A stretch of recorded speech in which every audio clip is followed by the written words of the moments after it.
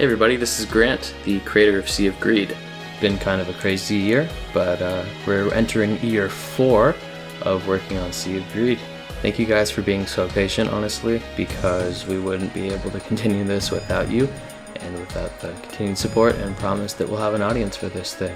Throughout the past year, we've worked pretty hard on restructuring the whole game in 3D, and we've also put a lot of effort into a new website so that we can have community outreach through Q&As as part of our new Sogcast, which is the Sea of Greed podcast. We also have just a good spot to showcase all of our developers and all the stuff they're working on and how you can reach out to them individually. We'll also have new spots for you guys to apply. We're always looking to take on new members for specific fields, but it's been a great opportunity and I can't wait in the years to come to share this game with you guys. Now enjoy this demonstration of all we've done this year. Hey, what's good, y'all? Joshua Mallard here, and I'm the audio director for the Sea of Greed dev team. Now, I know that sounds super fancy, but believe it or not, when I joined the team, I was a composer, and it was one of my first gigs in the game industry. I'm not saying that to talk about me, but I want to point out that for a lot of the people involved, this has been not only a learning experience, but a really exciting experience. Getting to work on a game with a large team where everyone can contribute and everyone's, valued as a member. That being said, we would be nothing without our community too, and being able to engage with such an exciting community that's been with us for so long has been great. Like I said, I came in 2018 and now we're in 2020, which is a really wild time. But one of the constants in my life is Sea of Greed and being able to always work on Sea of Greed and see something build up piece by piece. Now, going into Sea of Greed, we actually had a lot of visions for what we wanted the audio to be like. So one thing is having a lot of composers, though it's sort of a symptom of like it being a passion project, is also that we wanted to add unique character and identity to as many different parts of the game as possible. Now this has pros and cons. One pro is that, of course, you get so much music and so much sound, and it can be a really engaging and fun experience. But otherwise, it can also be tough to sort through all of those music assets and to make everything sound unified. So going forward, we're trying to kind of balance that out, finding ways to add the variety we want and make sure everyone can contribute without sacrificing anything like quality or consistency in the soundtrack. That being said, there's a lot that's getting cooked up. I have to say, I've been getting a ton of help from Bandit, the programming lead, and also from Tubbs, helping me out, getting things sorted and staying consistent. And of course, there has been amazing contributions from all the composers involved, past and present, with the team. Otherwise, I want to tell you a little bit about what's going on behind the scenes besides just those broad visions. So recently, I have been implementing sounds for Wally and for the environments that we have built within the engine.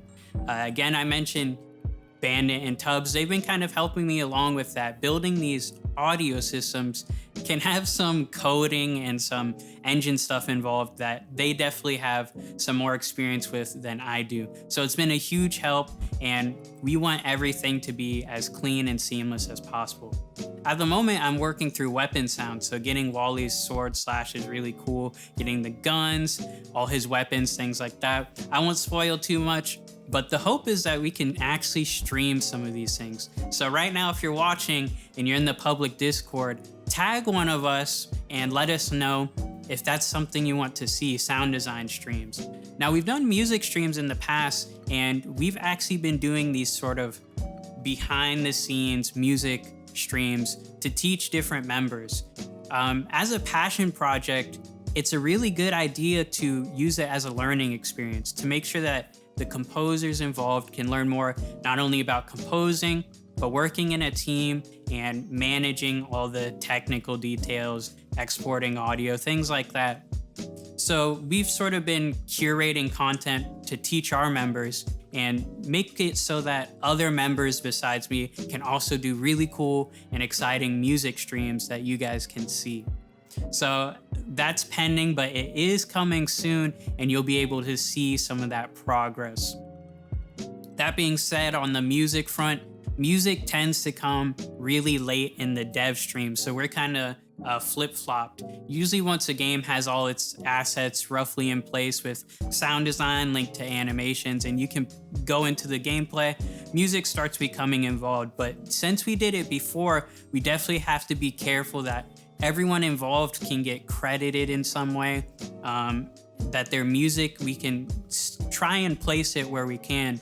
Some things have changed a lot, like with NPCs and what sort of environments we'll be in. So some music might not fit anymore, but our goal is to sort through that and really keep an eye on all the music files that have come in and see where they can go into the game. Anyways, I'm not sure what else I can tell you about, but I'm definitely looking forward to sharing more of that sound design stuff with you, more of the music stuff, and I'm sure members of the dev team are really excited to share that with you as well. Please stay tuned, and of course, if there's anything you want to know, tag some of us in the public Discord and let us know what you want to know. We're always glad to answer, and I would love to see even more engagement from the community. We're really lucky to have you guys stick through this long. Games can take a long time, but we're here for the long haul, and we hope you are too. Stay tuned, and we'll see you guys another time.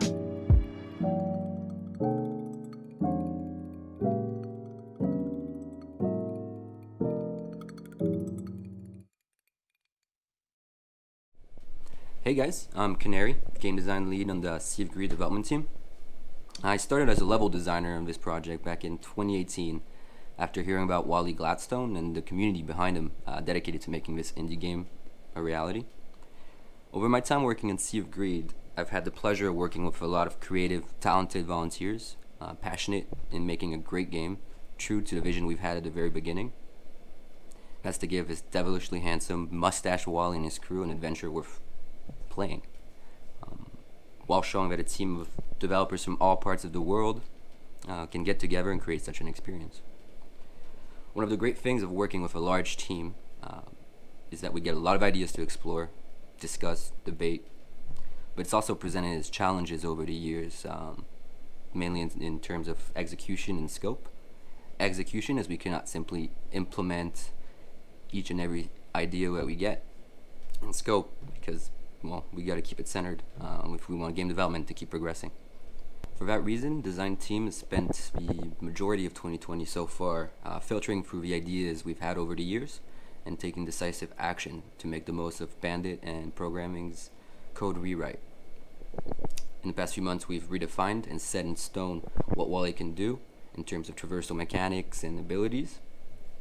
We've been working on Wally's weapons and weapon upgrades, from what arsenal he'll have to how they act. We've decided how the world interacts with Wally and the player throughout the experience, such as 9-day cycles and how that affects the encounters Wally will have.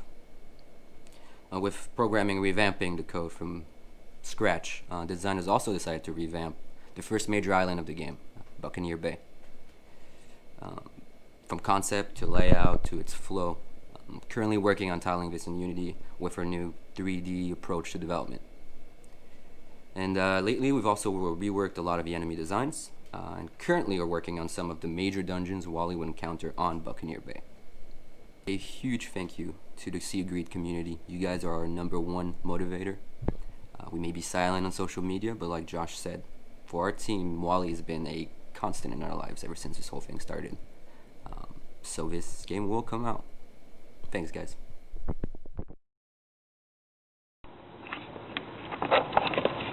Hello, and welcome to Behind the Scenes with Bandit, with your host, me, Bandit.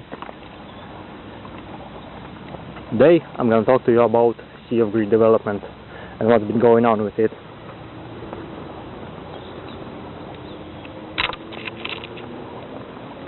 Alright, first of all, the biggest news is that it's being rewritten rewritten, meaning that the code wasn't written at the best point before, but now it's gonna be much better.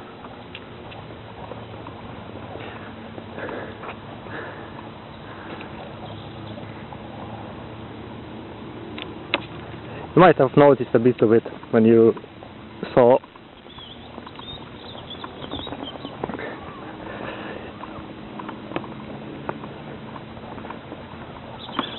that 3D cube falling. You might have not realized it.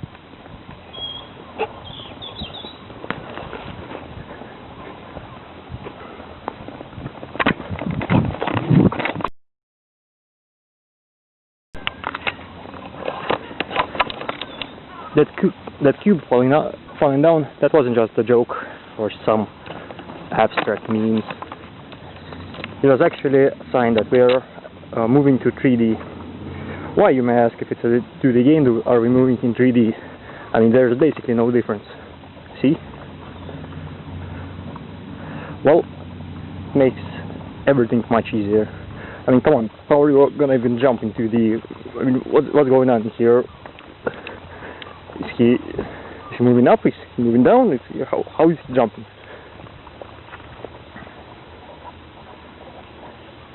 So it's gonna make the entire process much easier. And another thing is mostly back-end stuff. It's not much to show because it's not exciting. It's more exciting for the devs. I mean,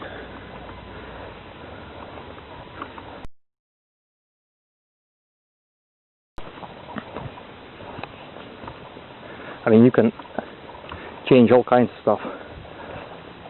For example, look, here's Berman, bam, now he's smiling. You want him to move faster? Bam, here's the animator. Want him to say something else? Okay, put something else here. Bim bam boom, you're done. It's basically making another engine to make a game inside another engine. And the biggest thing is the code rewrite.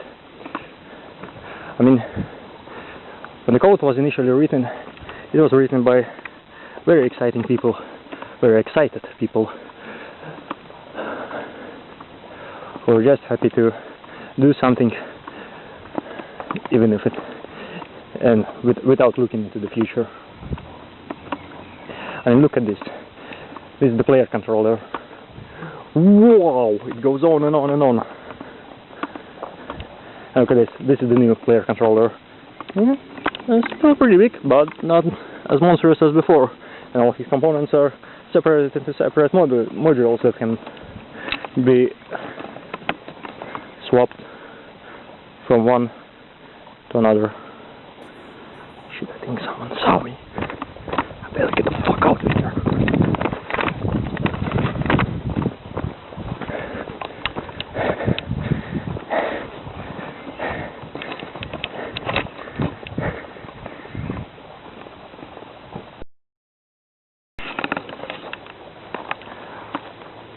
When people were building the initial code, they were basically making a house by making a wall, then designing it, placing furniture, placing wallpaper, deciding which wallpaper will go, without even thinking about the second floor or the walls or the lack of foundation that needs to be there.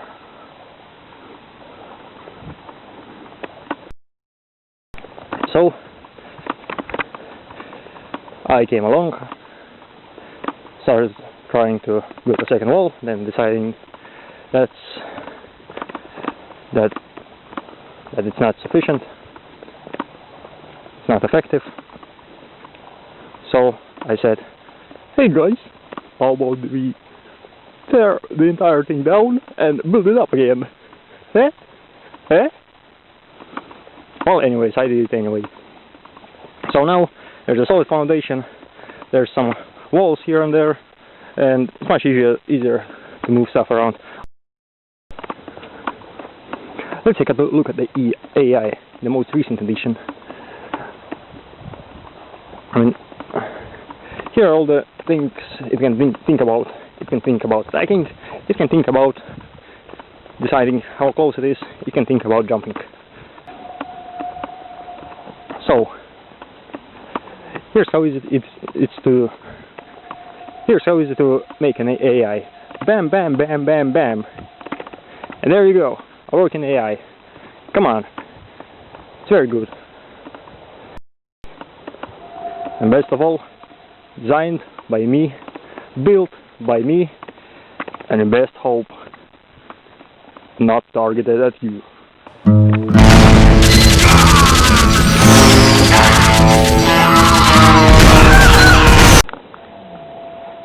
By the way, I want to thank Sicily for making the X-Node system. Without it, I don't know where we would be.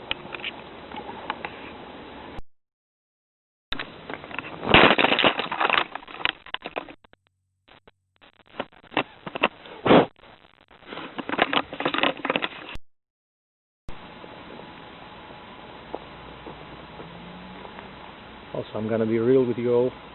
We're in need of some programmers.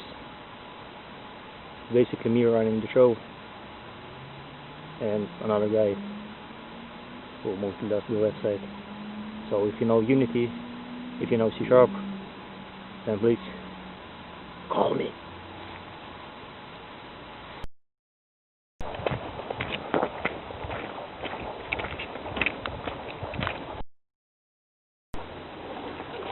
Also, don't think that because we don't update too much, the development has stopped. Here's the GitHub stats for the commits. Take a look at that. Pretty good. Well, not great, but keep in mind that that's stats for the main branch. There's some work being done on the side branches. And while not fast, the work is coming along. The game, you may get something playable sometime soon, I hope.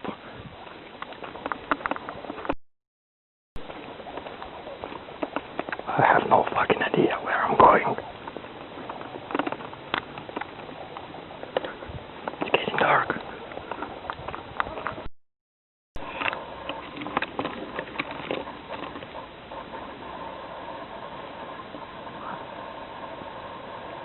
A quick FAQ. When is the game coming out?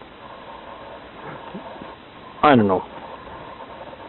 Maybe sometimes this year, maybe sometimes next year. But it is coming out, I promise you that. You may get a small demo to play this year, hopefully. Second question.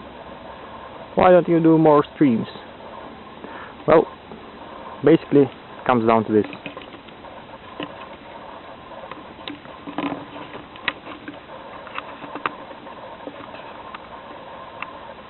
We don't have enough people who want to do streams.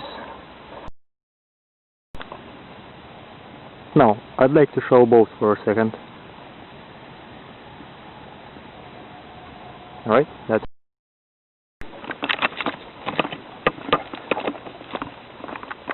and that's all for today. Till next time on Behind the Scenes with Bandit.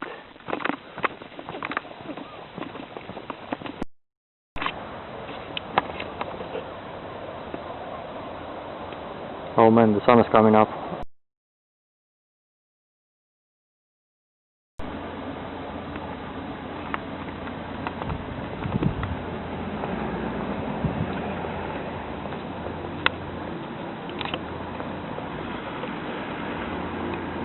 What a bunch of liars.